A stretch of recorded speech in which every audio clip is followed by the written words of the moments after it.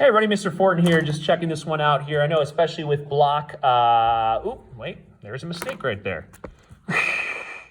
There we go. That should be a minus symbol. Okay, we'll get to that in a second. Now with block 3 especially, we got to this situation here and this situation here and this, actually these ones here, all at the very end of the period, okay? But there were basically two formulas that you kind of learned today, okay? First of all, if my vertex is inside of a circle, like it is on this one here, that's a 2 chords angle.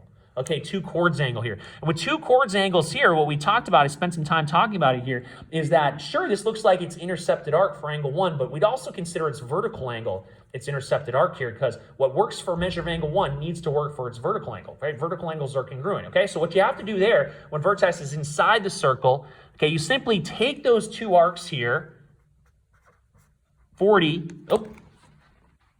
plus 30, okay, and then you divide by 2, okay, or you multiply by 1/2, okay? So we did this one in class, and that's why measure of angle 1 would equal, well, this is 70, and 70 divided by 2 is 35 degrees.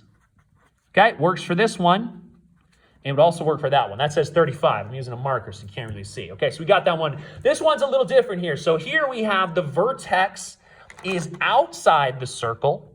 Okay, so this one here, I didn't spend too much time defining these angles. This is a secant, so a 2 secants angle right here, okay? But moral of the story, this is going to work the same way as these other situations down here, which are not 2 secants angles, where a measure of the given angle, and I marked it angle 1 in the formula, whatever, it's angle 2 right here, that's fine, is going to be the difference of the 2 intercepted arcs that we get of that 2 secant angle. Why? Well, the vertex is outside the circle. You'll justify this one. You actually prove this one in the homework in classroom exercise 10, and then you'll prove this one in the homework in written exercise number 22.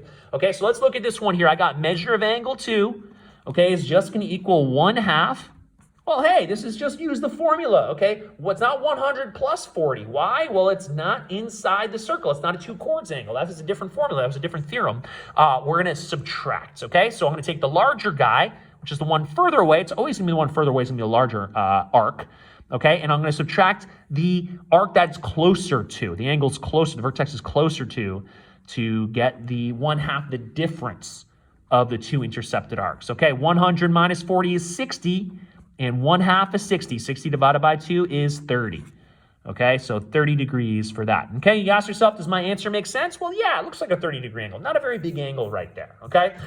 This one here, 2 chord angles. So what are we going to do to get measure of angle 3? We're going to add, and then we're going to divide by 2. So 135 plus 140, okay, it's 2 intercepted arcs, okay, and it's vertical angle. Remember, vertical angles are congruent, so it needs to work for both. And if we do all that, we get 137.5, which we said in class earlier today.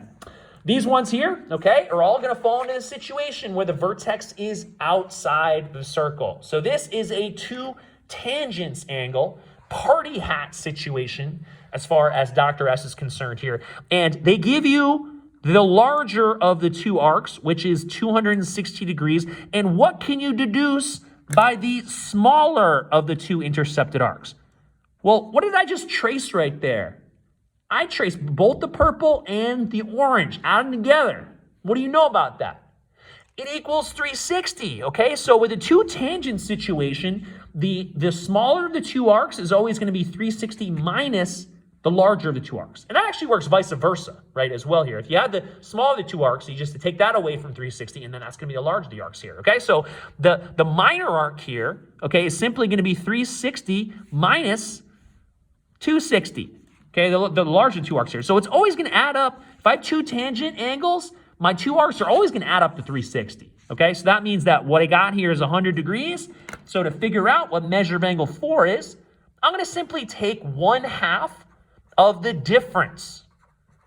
Larger arc minus the smaller arc, okay, which is 100 arc length here. Arc measure, which is 100 degrees.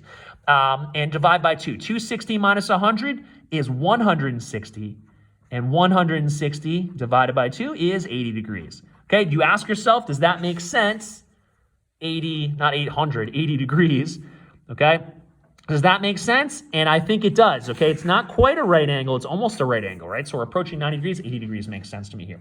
You'll prove this one. This case here with the two tangents angles has this relationship. This minus this divided by 2. You'll prove that. Number 22 on the homework tonight, okay?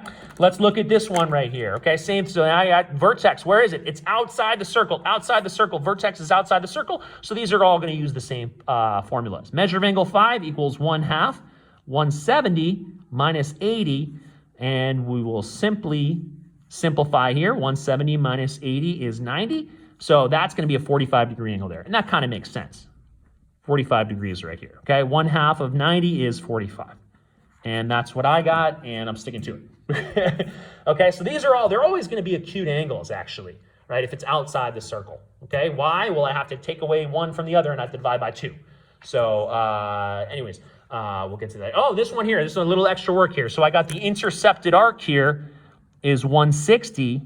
Okay, I got to get the other intercepted arc, which is right here. Remember, the intercepted arcs are the parts in between, the arcs that are in between the two rays of the angle. Okay, so if this is 160 and that's 120, if I add them together, I get 280. So that means that this has to be 80 degrees, right? 360 minus 160 minus 120.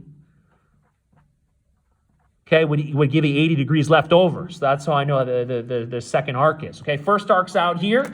Okay, so measure of angle 6 equals 1/2 of 160 minus 80. Okay, and we can go ahead and process it from there. So I would just stick with the formulas for now as you're getting your feet wet with this kind of stuff.